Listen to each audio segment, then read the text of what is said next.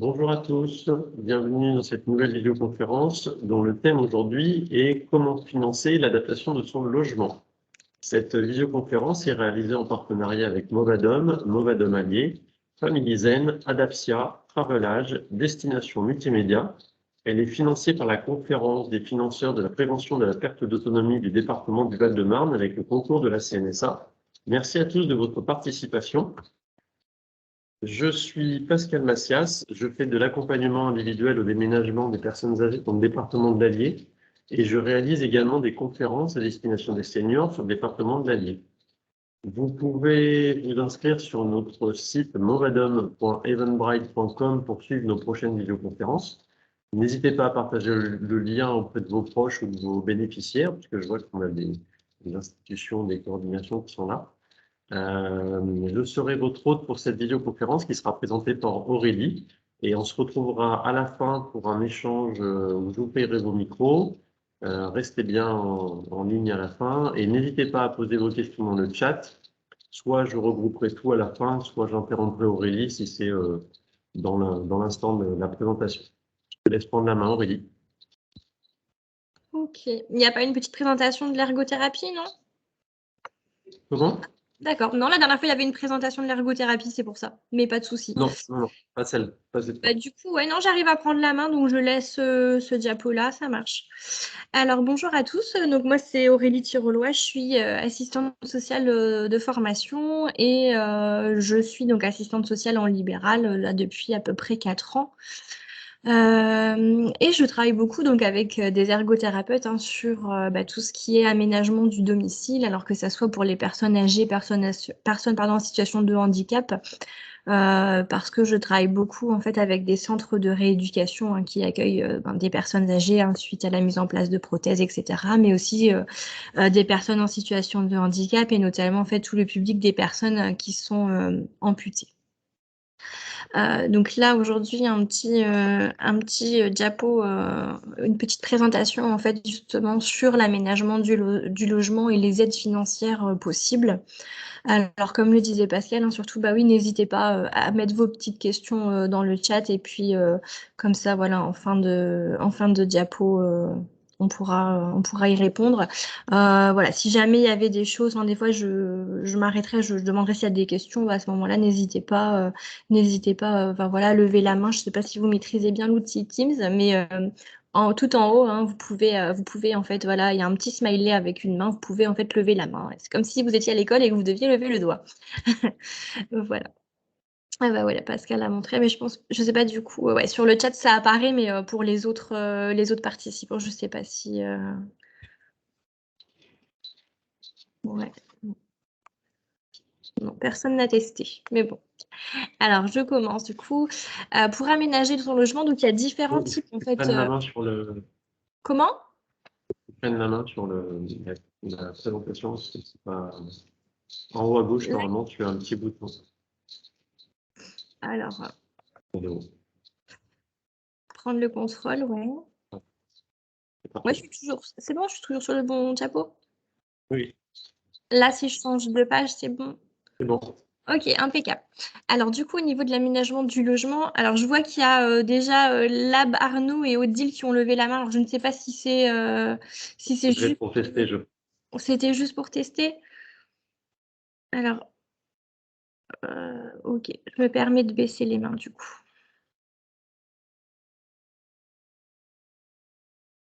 Hop, voilà. Alors au niveau de l'aménagement du logement, donc il y a différents types de prestations possibles, différents types de prestations qui sont cumulables, et il y a différents types de prestations que l'on soit en fait propriétaire ou locataire.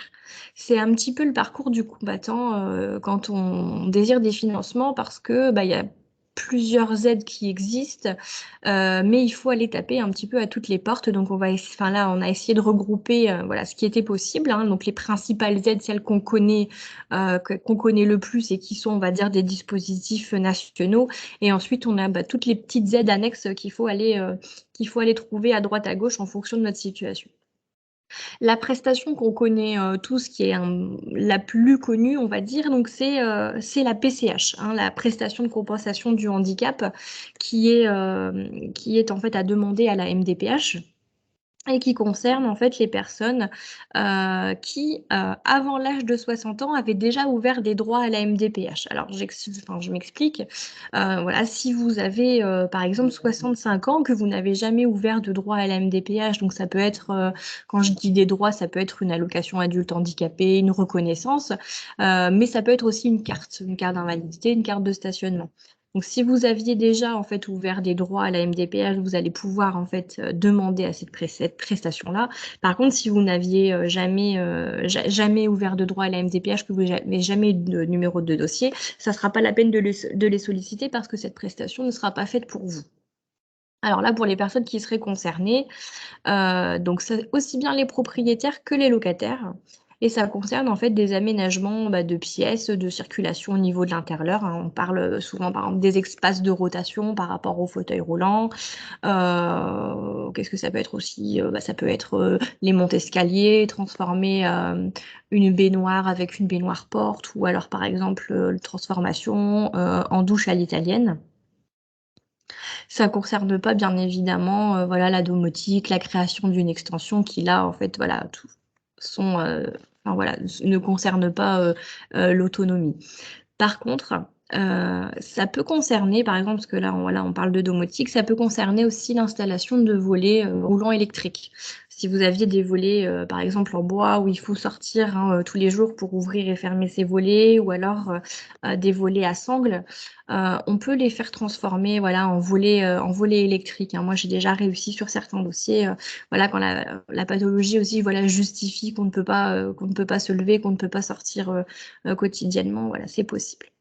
Alors, comment fonctionne ce dossier? Alors, on a la chance sur certains dispositifs d'avoir des dossiers qui sont identiques sur tout le territoire français. Donc ça, c'est un dossier que vous trouvez sur Internet, hein, c'est un CERFA. Donc le dossier administratif donc se complète. Il y a également à joindre bien évidemment, hein, comme à chaque fois, et ça sera le cas pour tous les types de prestations, un certificat médical. Et puis, ben voilà, les pièces justificatives hein, classiques, on va dire. Ah oui, Pascal précise maison départementale des personnes handicapées. C'est vrai que je ne l'ai pas dit. Certains voilà, connaissent peut-être pas la signification de MDPH. Ouais, c'est vrai que moi, c'est un petit peu mon quotidien, donc du coup, je pense plus à le préciser. Voilà. Alors, ce dossier, quand vous le retirez, hein, il peut faire peur hein, parce qu'en fait, il y a une vingtaine de pages au niveau du dossier administratif à compléter. Alors, pourquoi 20 pages? Parce qu'en fait, donc la MDPH, hein, cette fameuse institution, s'est dit que pour elle, ça serait peut-être pratique d'avoir un seul et même dossier pour tout ce qui concerne le handicap. Donc, ce qui concerne le handicap adulte, mais aussi le handicap enfant. Ce qui concerne la mise en place de prestations, on va dire aide technique, mais aussi aide humaine, aussi les reconnaissances et aussi le financier. Donc, c'est-à-dire qu'elle n'a qu'un seul dossier à instruire, mais pour vous, c'est pas toujours facile en fait de s'y retrouver et de se dire, moi, sur ces 20 pages, qu'est-ce qui me concerne vraiment et qu'est-ce que je dois vraiment cocher pour pouvoir en fait bénéficier justement d'une aide financière. Alors c'est pour ça que je vous disais là dans le diapo, dans la démarche, le mieux c'est peut-être voilà, de préférence de constituer ce dossier avec un professionnel hein, de type assistante sociale qui saura vous dire voilà, quelle page exactement vous concerne et surtout de savoir voilà, quelle pièce complémentaire va falloir apporter à ce dossier. Vous vous doutez bien que dans le cadre du financement de l'aide à domicile, enfin de l'aide financière pour aménager son logement, on va vous demander un justificatif voilà, de votre domicile et des travaux des travaux à y apporter. Donc en plus du certificat médical hein, qui justifiera de la pathologie, il faudra également 2 devis différents d'entreprise et joindre également le rapport d'ergothérapeute. Alors, c'est vrai que là, on ne vous a pas présenté ce qu'était un ergothérapeute, hein, mais l'ergothérapeute donc, va, lui, en fait, connaît en fonction voilà, du handicap les aménagements qui vont être préconisés justement pour faciliter un petit peu le quotidien et votre autonomie à domicile. Donc, lui, l'ergothérapeute, il va venir à la maison, il va faire une visite de votre logement, il va prendre des mesures, il va faire des photos et il va vous apporter des préconisations voilà, sur ce qu'il y a dans l'idéal voilà, à modifier. Ça peut être tout simple, hein, ça peut être juste par exemple le retrait de certains tapis, hein. Mais après, il va y avoir, comme je vous disais tout à l'heure, bah oui, le changement de la salle de bain ou le changement des WC ou l'installation d'une rampe qui là vont être voilà, des plus gros travaux et vont nécessiter un financement. Je vois Il y a Arnaud que... qui pose une Ouais, question oui. pour savoir s'il y a des conditions, quelles sont les conditions de ressources pour la prestation de compensation de handicap. Alors là, moi, j'ai pas de condition de ressources en fait par rapport à la prestation enfin par rapport à la PCH. Il faut juste une condition de ressources, de résidence par contre, hein, bien sûr, bien résider en France. Il faut une adresse forcément postale de domiciliation en France. Dans les pièces justificatives, on va vous demander de toute façon votre justificatif de domicile. En tout début, je disais que cette prestation, elle était possible chez les personnes qui étaient propriétaires et les personnes qui étaient locataires. Alors, comment ça se passe? Ce dossier-là, par contre, il est nominatif. Donc, que vous soyez propriétaire ou locataire, c'est vous qui allez en fait faire ce dossier à votre nom. Si vous êtes propriétaire, pas de souci, hein, vous complétez le dossier, vous l'envoyez, vous recevez au courrier votre réponse, éventuellement votre financement, enfin voilà, il n'y a pas de souci. Si vous êtes locataire, ce dossier, il vous est quand même nominatif. Et en fait, la prestation vous est versée à vous. Donc, il faut bien sûr, hein, souvent quand les personnes le font en tant que locataire, c'est quand même en lien avec votre bailleur, hein, qu'il soit bailleur social ou bailleur privé. Justement, voilà, votre bailleur accepte que vous fassiez des travaux. Voilà, en contrepartie, il faut quand même lui reverser en fait la PCH. Bon, des fois, il y a des arrangements qui sont possibles, hein, avec des petites notes sociales. On arrive à faire rebasculer la PCH directement, voilà, versée au bailleur. Ça peut arriver pour éviter parfois les litiges bailleur-locataire où voilà, on reverse pas la prestation qu'on a obtenue. Voilà, ça arrive, hein, des personnes malveillantes, il y en a partout. Dernière petite chose au niveau de la MDPH, enfin de cette PCH, hein, sauf si vous avez d'autres questions.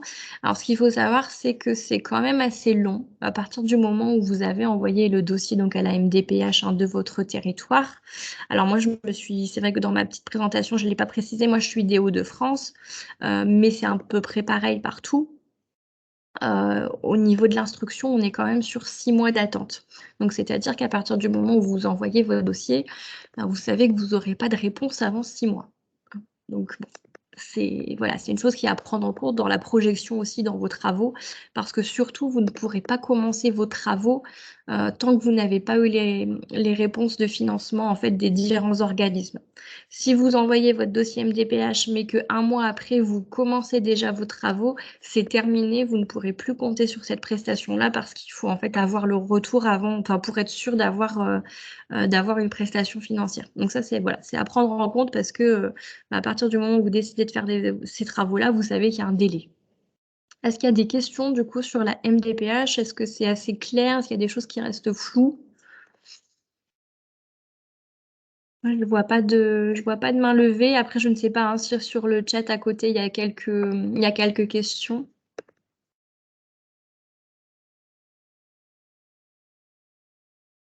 Je vois juste que il y avait, on précise, hein, Fabienne qui nous dit en Île-de-France quasiment 1 an d'instruction. Ouais, vous voyez, c'est encore des délais qui sont doublés par rapport à. Alors, y a-t-il des conditions de ressources? Donc ça, j'ai répondu non, merci. Et après 60 ans, plus de PCH. Non, après 60 ans, il y aura d'autres types de prestations qu'on voit après, là, dans la présentation.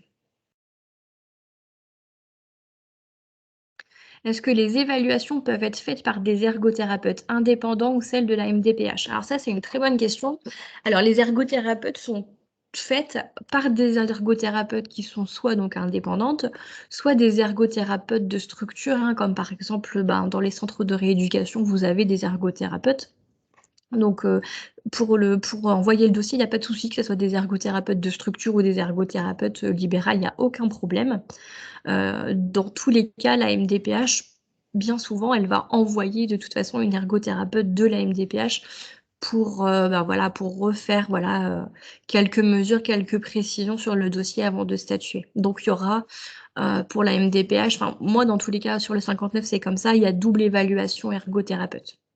Il y a soit celle de la structure libérale et en complément, il y a l'ergothérapeute de la MDPH qui vient aussi préciser certaines choses et qui fait automatiquement une visite à domicile.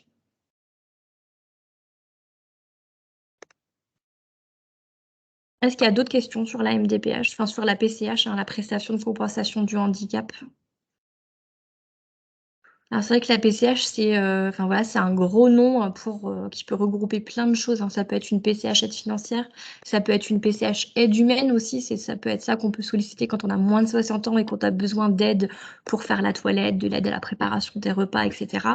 Ça peut être aussi la PCH qu'on va solliciter par exemple pour l'aménagement d'un véhicule, hein, de la même manière quand on a besoin en fait d'un véhicule avec un poste adapté, de transformer, je sais pas moi, la boîte automatique, enfin la boîte manuelle en boîte automatique, etc. On peut aussi demander un financement à la MDPH. Enfin là, après, c'est encore autre chose, hein, c'est pour la conduite. Mais du coup, voilà, la PCH, c'est vrai qu'on en entend parler, on ne sait pas voilà, que finalement, c'est un gros dispositif qui peut amener à plein de choses. Du coup, je passe à la diapo suivante, hein. De toute façon, il n'y a pas de souci. Si jamais il y avait des questions en fin de présentation, on aura encore le temps voilà, d'y revenir. Alors ensuite, on a les aides de l'ANA. Donc l'ANA, qu'est-ce que c'est, hein? Donc c'est l'Agence nationale de l'habitat.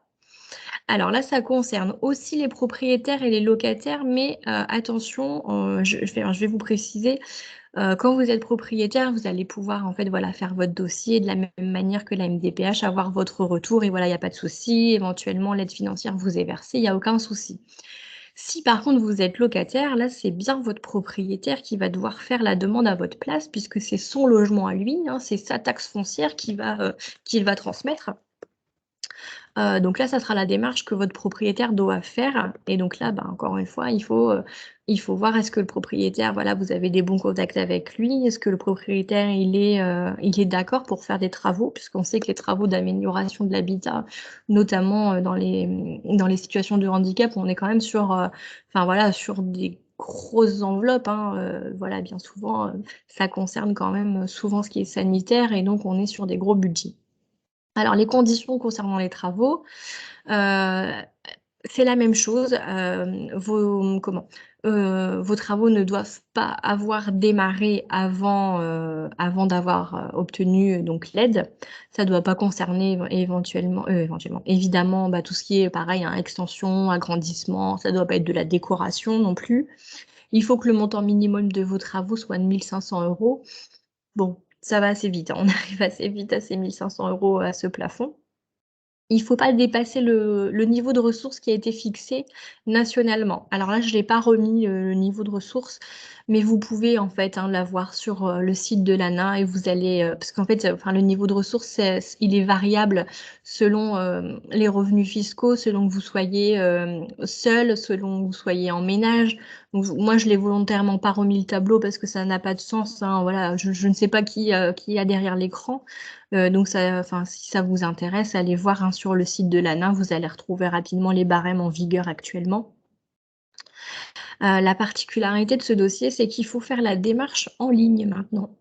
Avant, on la faisait par papier, on envoyait ça à l'agence territoriale et puis ça facilitait quand même pas mal de choses, hein, parce qu'on dit qu'Internet nous facilite la vie, mais moi, quand j'accompagne des personnes âgées qui n'ont pas Internet, qui n'ont même pas d'adresse mail, c'est un petit peu compliqué du coup pour leur créer un dossier sur le site de l'ANA et du coup suivre un petit peu la procédure. L'avantage, alors, moi sur le 59, c'est qu'au niveau de l'ANA, on a la réponse dans le mois et demi où on a instruit la demande. Donc c'est-à-dire qu'au bout d'un mois et demi, on sait en fait ce que l'ANA nous octroie. Et moi, automatiquement, voilà, je renvoie une petite note à la MDPH en disant, voilà, sur ce dossier-là, on a obtenu autant, voilà, comme ça, pour la commission MDPH, MDPH, pardon, ils peuvent se positionner. Alors, Odile demande, qu'est-ce que c'est qu'un PTZ? Oui, en effet, sur les conditions concernant le logement, ils nous disent, vous n'avez pas bénéficié de PTZ. En fait, c'est un prêt à taux zéro. En fait, vous ne bénéficiez pas d'un prêt à taux zéro pour vos travaux, hein. Si vous bénéficiez d'un prêt à taux zéro pour vos travaux, vous ne pouvez pas bénéficier de l'ANA en complément. Au niveau de l'ANA, je ne pense pas avoir omis certaines informations. Alors, je ne sais pas si vous avez des questions. Hein. C'est juste que voilà, c'est un dossier supplémentaire encore, voilà, en plus de la MDPH si vous y êtes éligible. Donc c'est un deuxième dossier qui, celui-là, se fait exclusivement par Internet, mais qui peut concerner aussi bien les propriétaires que les locataires. Alors j'ai une main levée, c'est AB.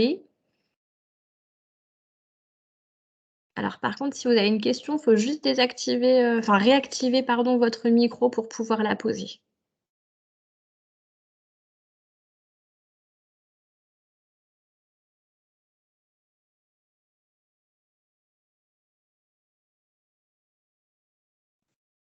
Oui. Oui, je vous entends. Est-ce que les deux dossiers sont cumulables, faire une demande à l'ANA et à la PCH? Oui, c'est vrai que c'est une bonne question, je ne l'ai pas précisé. Tout à fait, les deux dossiers sont cumulables, hein, justement. Alors, je ne l'ai pas précisé, mais c'est vrai que je disais que souvent, quand on a une aide de l'ANA, on envoie, enfin, moi, j'envoie une petite note en fait à la MDPH pour justement dire, bah voilà, on a obtenu autant. Ça permet aussi à la MDPH de réévaluer un petit peu au niveau de la commission.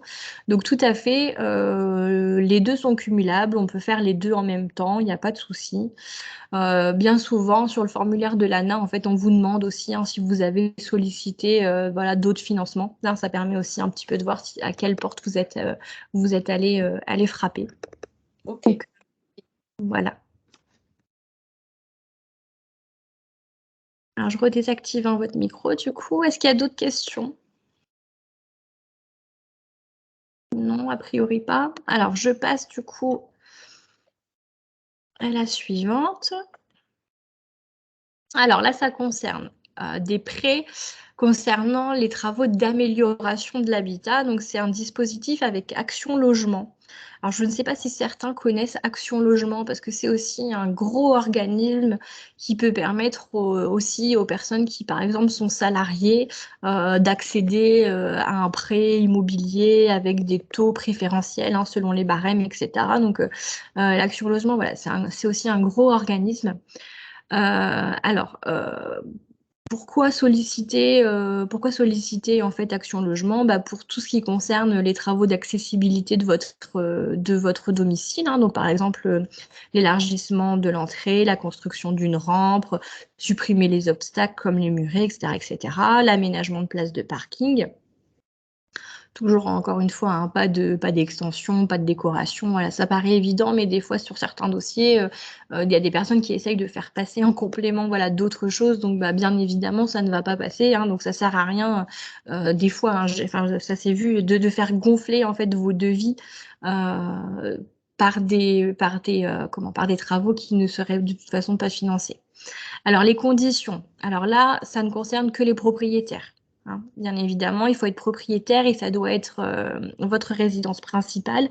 Et surtout, vous devez en fait être bénéficiaire déjà d'une carte mobilité inclusion. Donc, c'est-à-dire que vous devez déjà avoir des droits à la MDPH. Le montant maximum donc, du prêt, c'est de 10 000 euros donc à rembourser dans la limite des 10 ans. Voilà, ça c'est assez simple. Et au niveau de la démarche, voilà, encore une fois, c'est une démarche qui est à faire en ligne sur leur site internet. Ils ont même un simulateur, si vous voulez aller voir un petit peu. Vous avez la réponse aussi tout de suite. Ça vous permet voilà, de voir si vous pouvez, si vous pouvez en bénéficier ou pas. Vous avez aussi un numéro vert au cas où. Pour cette prestation, alors moi je ne sais pas du tout là vous dire les délais, pardon, les délais d'attribution parce que là ils sont vraiment propres à chaque territoire. C'est un petit peu comme la CAF, c'est propre à chaque territoire, donc je ne saurais pas vous dire à l'avance sur votre territoire. Dans tous les cas, ça sera moins que la MDPH. La MDPH, on est vraiment là sur des délais d'instruction qui sont vraiment faramineux. Voilà, que ce soit l'amélioration de l'habitat ou juste les démarches de carte de stationnement, on est quand même sur des délais importants. Là, encore une fois, ce pré-travaux amélioration de l'habitat, il est cumulable avec les prestations qu'on a vues déjà auparavant. Donc, ça vous permet là aussi de voir que voilà, on a une troisième possibilité, mais c'est un troisième dossier, c'est une troisième démarche. Et donc déjà là, on se dit, ça commence à faire beaucoup de démarches. Moi, j'ai vu beaucoup de personnes en fait qui étaient dans l'amélioration de l'habitat qui était en fait découragée parce que elle pouvait avoir des financements, mais il fallait faire 6 dossiers différents, il y avait 6 commissions, et donc pour elle, voilà, c'était de l'administratif, ça paraissait insurmontable, hein, donc c'est pour ça, n'hésitez pas à vous faire accompagner, parce que vous pouvez quand même au final obtenir beaucoup. Bon, ce qu'il faut savoir, c'est que de toute façon, dans la plupart des cas, les justificatifs sont les mêmes, hein, pour les dossiers, hein. Ça va être votre justificatif d'identité, un certificat médical, justificatif du domicile, éventuellement votre dernier avis d'imposition. Et surtout, ce qui est très important, donc c'est le rapport ergothérapeute et vos 2 devis. Ce qu'il faut préciser quand même, c'est que, oui, le rapport ergothérapeute, il va être payant. Hein, si vous faites appel à l'ergothérapeute, par exemple, du centre de rééducation dans lequel vous êtes hospitalisé, si vous êtes hospitalisé, bon là, ça sera gratuit. Par contre, si vous faites appel à un indépendant, là, le rapport ergothérapeute sera payant. Alors, au niveau des tarifs, encore une fois, ils sont variables. En moyenne, il va quand même falloir compter à peu près 200 €. Hein, donc ça aussi, c'est à prendre en compte dans la constitution de votre dossier, c'est qu'il y aura ce rapport ergothérapeute qui est en fait très très précieux parce que sans celui-ci, vous ne pourrez pas avoir les devis et puis les différentes commissions ne pourront pas statuer justement sur les travaux qui sont à réaliser à votre domicile en fonction de votre pathologie. Est-ce que c'est clair pour vous par rapport à Action Logement? A priori, j'ai pas de questions, j'ai pas de main levée. Alors, je passe à la diapo suivante. On a l'APA.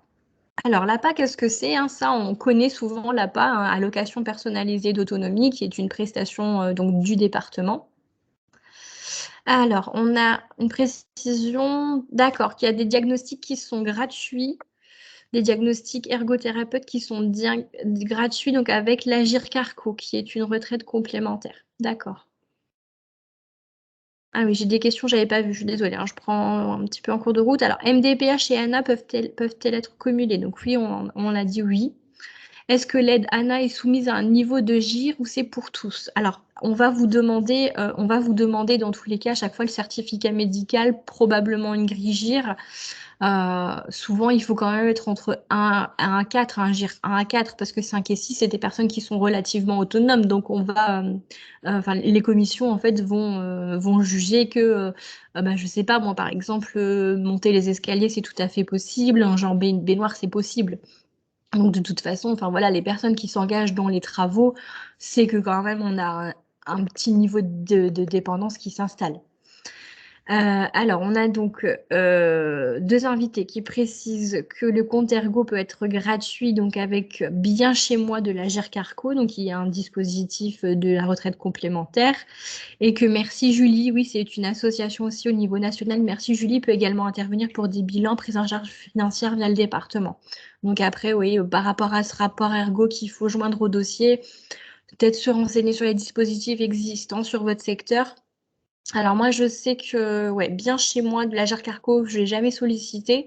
Par contre, c'est vrai que j'ai déjà travaillé avec Merci Julie, mais il me semblait qu'il y avait quand même une petite participation financière sur les rapports ergo, hein, quand même, et ce qui est tout à fait normal, hein, puisque l'ergo se déplace. Souvent, il y en a quand même pour une bonne heure et demie de visite à domicile, et qu'ensuite, l'ergothérapeute doit aussi rédiger tout son bilan. Donc voilà, c'est normal. Et il y a aussi les évaluations Adaptia, bien évidemment, puisque Adaptia sont des ergothérapeutes qui sont en libéral, bien évidemment. Ouais. Merci de le préciser. Alors, je reviens sur l'APA. Donc, l'APA, qu'est-ce que c'est? Souvent, on en entend parler plutôt pour l'aide à domicile, hein, et en effet, c'est vrai, hein, l'APA, on peut l'avoir pour avoir des aides à domicile, pour avoir un financement, par exemple, d'aide pour payer tout ce qui est les protections urinaires, pour également participer à la téléalarme, mais l'APA peut également intervenir aussi pour du financement d'aide financière, en fait, d'aménagement de l'habitat.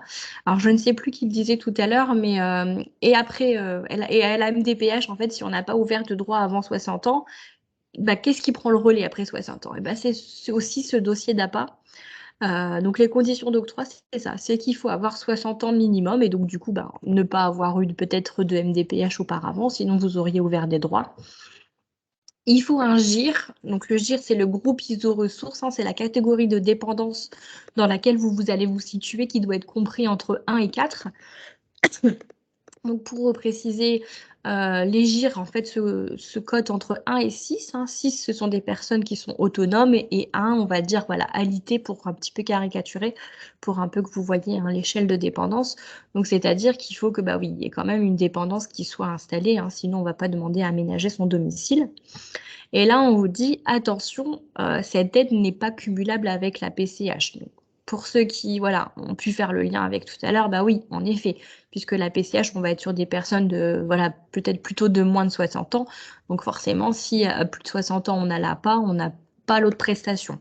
Par contre, l'APA va rester cumulable avec les autres prestations qu'on a vues, hein, donc c'est-à-dire ben voilà, l'ANA et l'Action Logement. Ce dossier peut concerner aussi bien les propriétaires que les locataires. Là aussi, on est sur un dossier qui est en fait voilà, nominatif.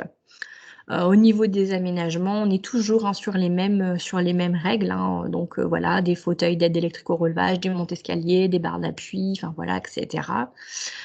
Ce dossier, encore une fois, voilà, une partie administrative, une partie médicale et puis des pièces justificatives. Ce dossier est à envoyer au département de votre secteur. Et là aussi, on est à peu près sur 2 mois et demi de délai d'attente pour obtenir une réponse. Alors avant le Covid, on était sur des visites à domicile un peu systématiques pour venir évaluer à domicile un petit peu voilà, la perte d'autonomie. Maintenant, on est plus sur des évaluations téléphoniques. Donc, voilà, à nuancer. Alors, Arnaud demande, est-ce que ce sont les mêmes ergots qui font le diagnostic et le girage? Alors, pas spécialement, enfin pas spécialement. En fait, si vous voulez, le diagnostic, quand je dis le diagnostic, en fait, c'est le rapport de visite à domicile, de dire, bah voilà, on a madame, alors il y a tout le temps une petite anamnèse au niveau médicaux, hein, les antécédents, etc., l'autonomie dans la maison, et ensuite, les ergothérapeutes font surtout voilà, le constat de ce qu'ils voient et de ce qu'il va falloir aménager. Peuvent donner aussi approximativement une idée justement de ce girage entre 1 à 6, mais souvent ce fameux gire en fait va être coté dans le rapport médical. Ça va être le médecin. Donc bien souvent c'est le médecin traitant qui va coter ce gire. Voilà, si les personnes font la démarche alors qu'elles sont déjà à domicile, mais ça peut être le médecin, je sais pas moi, d'une clinique, d'un centre de rééducation. Enfin voilà, si les personnes sont actuellement hospitalisées. On a une autre question. Est-ce que les travaux de salle de bain type douche à l'italienne sont pris en charge? Oui. Oui. Tous les travaux voilà, sanitaires, transformation de la salle de bain, donc baignoire porte, douche à l'italienne, etc. WC rehaussé, etc. Oui, tout ça, ça peut être pris en charge. Est-ce que ça va pour vous, l'APA? C'est plus clair? C'est peut-être une découverte, du coup, de voir que l'APA pouvait aussi servir à financer de l'aménagement de l'habitat. Alors, on a une autre question. Peut-on prendre un financement quand sa maison est en SCI et que la demandeuse est gérante? Alors, peut-on prétendre, ouais, d'accord, à un financement quand sa maison est en SCI et que la demandeuse est gérante occupante à titre gracieux? En fait, ça dépend du type de financement, ça dépend de la situation de la personne. Comme on voit là, le dossier d'APA, comme on l'a vu par exemple pour la MDPH ou l'ANA, le dossier peut être fait aussi bien par des propriétaires que par des locataires. Donc après, c'est juste voilà, de voir voilà, qui fait la demande, qui perçoit le financement, et du coup, qui va faire les travaux. Logiquement, là, au niveau de la SCI, ça va être les responsables de la SCI, en fait, qui vont devoir faire les travaux, puisque ce sont eux les propriétaires. Après, voilà, il peut y avoir des arrangements. Là, c'est vraiment une situation particulière que la demandeuse et la gérante à titre gracieux, etc. Là, on est sur des situations particulières, donc c'est à voir. Mais oui, c'est possible. Alors, on a un invité qui nous demande, est-ce qu'il y a des conditions de ressources? Alors, les conditions de ressources, en fait, moi, je ne les connais pas. Alors, je ne vais pas vous dire qu'il n'y en a pas. Mais quand vous constituez le dossier d'APA, on va vous demander les 2 derniers avis d'imposition et éventuellement, enfin oui, et bien souvent le dernier avis de taxe foncière, parce que la commission APA va étudier votre dossier et qu'à chaque fois, les prestations qui sont étudiées sont quand même en fonction en fait, voilà, de votre barème. Hein. Donc, il y a des conditions de ressources, on ne vous le dit pas clairement, mais oui, il y a des barèmes.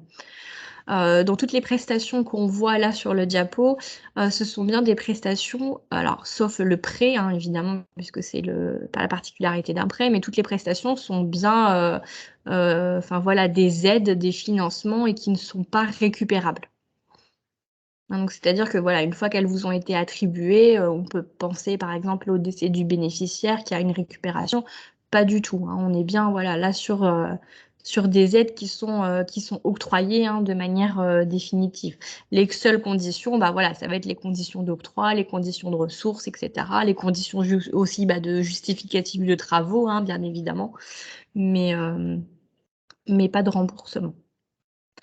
Alors, si ça va pour l'APA, donc je passe à la diapo suivante. Alors là, on a les aides de caisse de retraite. Alors là, c'est un petit peu particulier. Donc là, je vous ai remis sur le côté les principales caisses de retraite.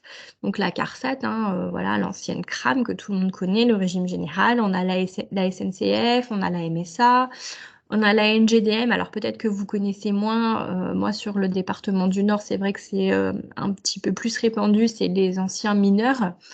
Après, qu'est-ce qu'on peut avoir? Enfin voilà, les retraites EDF, les retraites des clercs de notaire, enfin voilà, etc., etc. Il y en a tout un tas.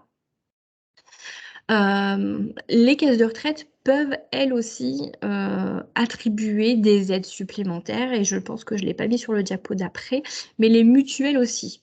Mais alors là, c'est vraiment du cas par cas, en fonction des garanties que vous avez, des cotisations que vous avez eues, des souscriptions que vous avez faites. C'est vraiment enfin, voilà, du cas par cas, je le redis encore une fois, je me répète. Donc, c'est-à-dire que en fonction de votre situation, en plus d'avoir sollicité la MDPH, l'ANA, éventuellement Action Logement, peut-être l'APA si vous n'avez pas eu la MDPH, vous pouvez aussi solliciter donc votre caisse de retraite, vos complémentaires. On parlait tout à l'heure d'Agir Carco, mais il y a aussi Ircantec, par exemple. Et vous pouvez solliciter aussi en plus votre mutuelle pour voilà, savoir s'il y a des prestations qui sont possibles en fonction de votre situation. C'est pour ça que je vous disais, des fois, c'est un petit peu le fouillis parce que oui, il y a des possibilités, mais il faut aller taper à toutes les portes et il faut faire différents dossiers. D'où l'importance parfois bah oui, de se faire accompagner pour ces démarches parce que c'est très décourageant, parce qu'on ne sait plus qui on a sollicité, parce qu'on ne sait plus, bah voilà, est-ce qu'on est dans le bon délai de réponse, est-ce que j'ai oublié de faire une démarche, est-ce que j'ai les bons justificatifs, donc voilà. Donc là, on est pareil, hein, on est sur les mêmes conditions. Il faut être retraité, bien évidemment, hein, sinon on ne pourrait pas avoir accès aux aides de la caisse de retraite. Il faut que le domicile soit la résidence principale et puis ben voilà, toutes les autres pièces justificatives qu'on a déjà évoquées. Ça concerne aussi bien les propriétaires que les locataires. Et donc là, ben voilà, moi je vous invite à vous rapprocher soit de votre caisse, du coup, votre caisse de retraite, ou soit de faire appel à un travailleur social qui justement, voilà, en faisant l'évaluation sociale de votre situation et en prenant tous les éléments qui gravitent autour de vous, fera ces démarches un petit peu, voilà, à votre place et vous soulagera de cet administratif.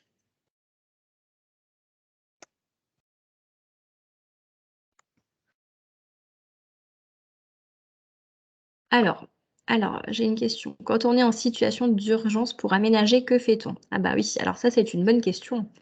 Euh, Malheureusement, alors situation d'urgence pour aménager, malheureusement, bah voilà, si on l'a vu, hein, il y a des dossiers à monter déjà pour aménager. Donc une situation d'urgence, j'imagine par exemple quelqu'un qui fait une chute à domicile, voilà, qui se fracture quelque chose et que voilà, le retour à domicile est là un petit peu compromis parce qu'il faut adapter le logement. Bah, comme on l'a vu, en fait, on dépend des délais on dépend des délais en fait des différentes commissions d'attribution et que surtout on ne peut pas commencer les travaux tant qu'on n'a pas eu tous les retours. Que en plus pour faire ces dossiers, bah, il faut qu'on ait obtenu une visite à domicile de l'ergothérapeute, qu'on ait obtenu du coup son rapport, qu'on ait obtenu voilà, 2 devis différents. Donc ça aussi, c'est des choses, voilà, on ne peut pas appeler une entreprise ou un ergo en lui demandant une visite dans la journée. C'est un petit peu compliqué, chacun a son planning.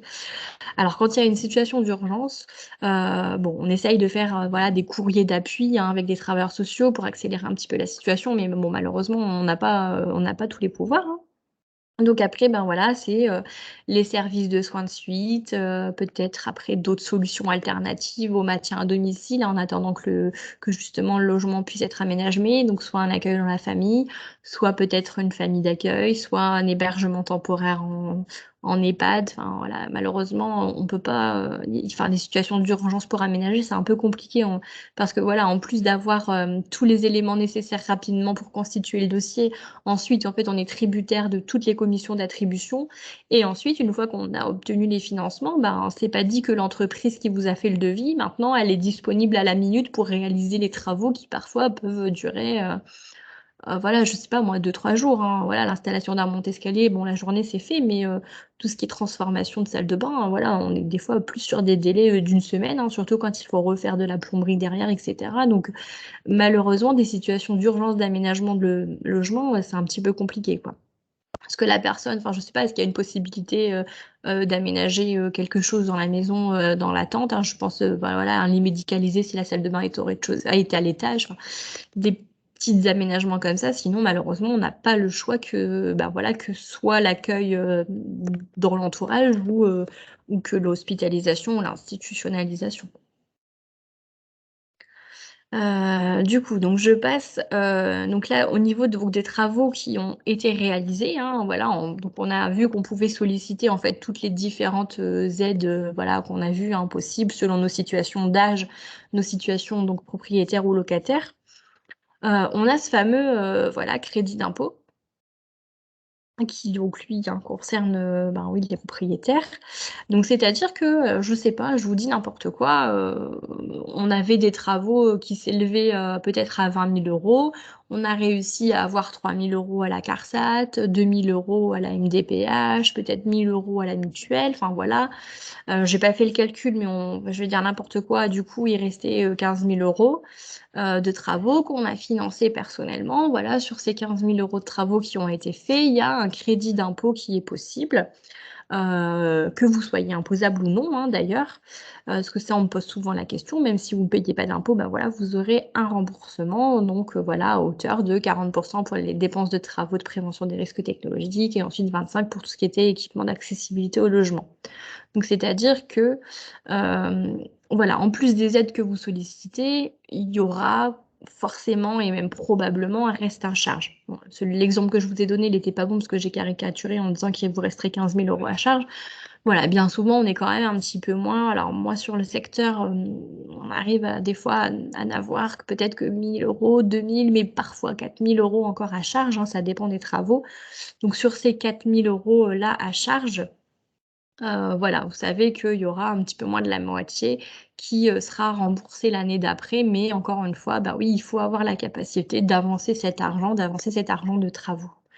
Il y a Arnaud qui dit prévention des risques technologiques. Oui, bon, alors là, c'est une bonne question. Ça va être plus, oui, de sécuriser le logement, parce qu'en fait, là, ça concerne le crédit d'impôt amélioration de l'habitat, donc c'est vraiment général au niveau du diapo.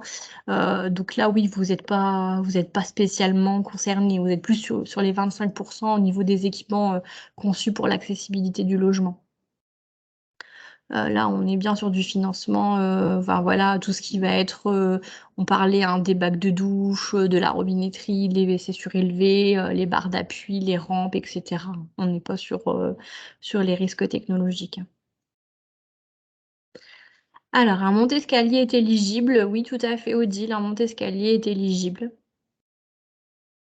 Là, c'est vrai que sur le diapo, les exemples qui sont donnés, c'est quelques-uns, c'est une liste, voilà, il y a tellement de choses, voilà, dans la perte d'autonomie, dans l'adaptation de l'habitat qu'on ne peut pas tout mettre, mais oui, le monte-escalier est éligible. Alors, que ça soit, voilà, les différentes aides, la caisse de retraite, la mutuelle, bien sûr.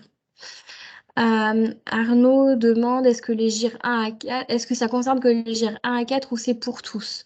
Alors, c'est-à-dire, parce qu'en fait, là, au niveau de ce diapo-là, on est sur le crédit d'impôt. Donc, le crédit d'impôt, de toute façon, c'est les sommes qui auront été avancées. Donc, ça concerne bien tout le monde, peu importe le GIR. Maintenant, au niveau de la perte d'autonomie, ben oui, on va plus être sur des GIR 1 à 4. Une personne on va dire en parfaite autonomie, qui a un GIR 6, je veux dire, enfin, le rapport ergo va donner des préconisations quand même, hein, puisque je pense qu'on peut tous, de toute façon, essayer d'aménager son domicile aussi pour se faciliter le quotidien. Maintenant, au niveau du certificat médical, ça va être un petit peu léger s'il n'y a pas de justificatif. Voilà, je ne sais pas, hein, qu'il n'y a pas de justificatif, voilà, qu'il faut absolument une douche à l'italienne et pas une douche avec un bac de douche qu'il faut enjamber ou une baignoire.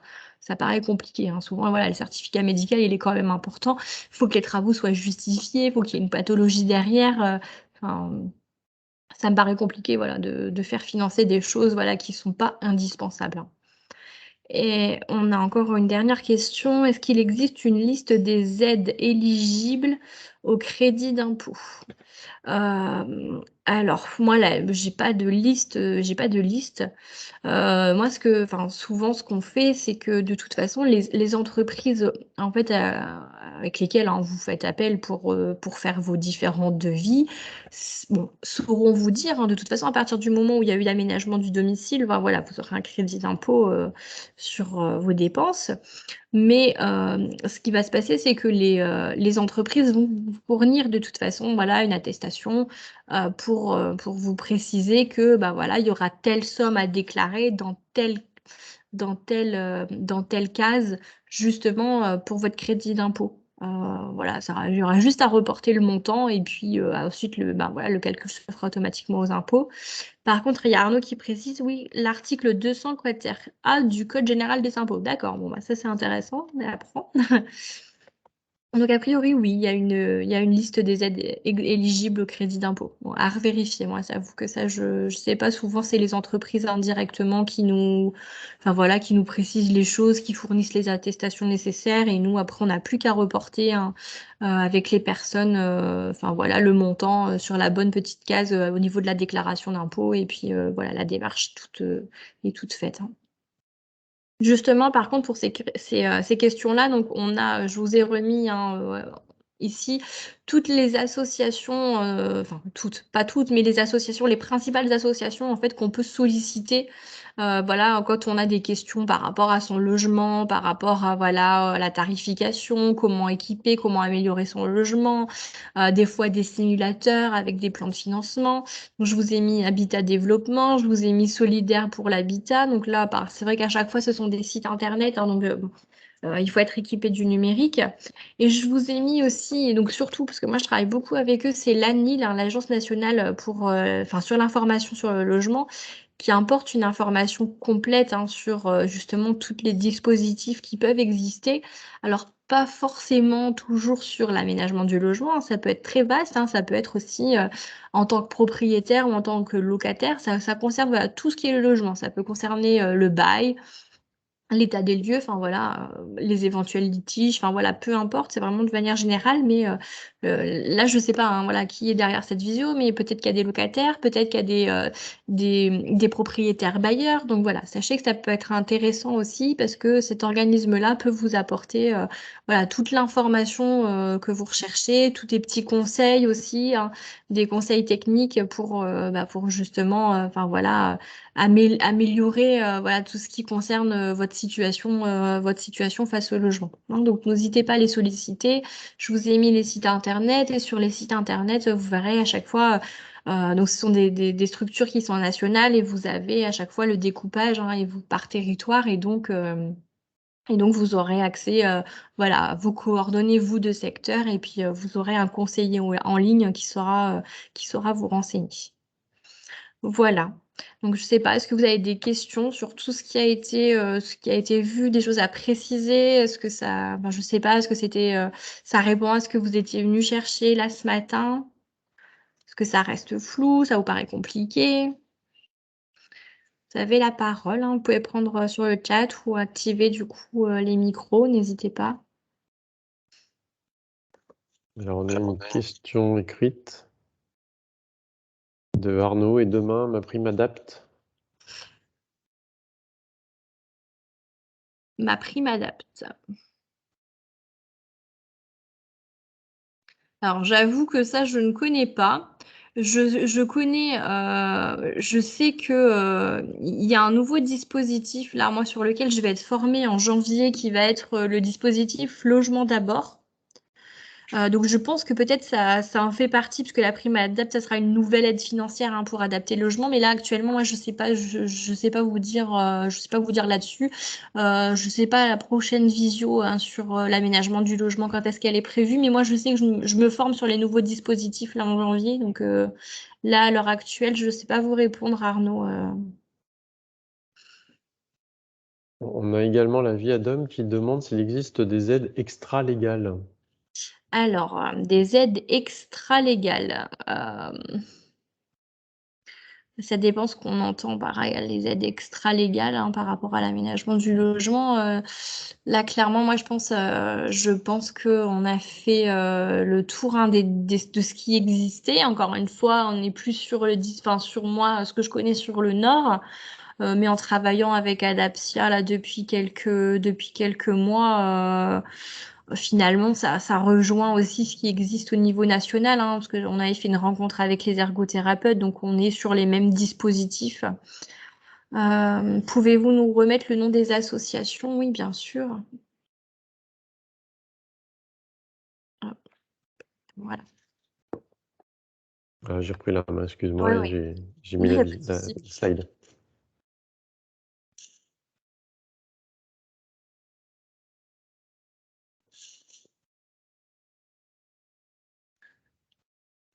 Voilà, donc vous avez 3 principales associations qui sont Habitat Développement, Solidaire pour l'Habitat et l'ANIL.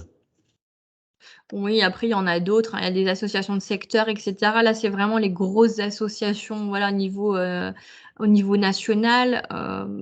Il y en a probablement d'autres, mais moi, c'est vraiment celles-ci avec lesquelles je travaille, il y a un découpage territorial par département. Et c'est vrai que l'avantage, c'est que, bah oui, vous avez un conseiller technique derrière au téléphone, et que l'avantage aussi, c'est que quand vous les contactez, enfin voilà, le téléphone ne sonne pas pendant 20 minutes avec une petite musique d'attente. Vous avez rapidement quelqu'un qui vous apporte une réponse. Donc Arnaud, Adapsia est une structure qui est en Île-de-France, mais qui fédère des ergothérapeutes sur toute la France. Parce que moi, je suis dans l'Allier et je travaille également avec Adapsia qui a des ergothérapeutes disponibles ici.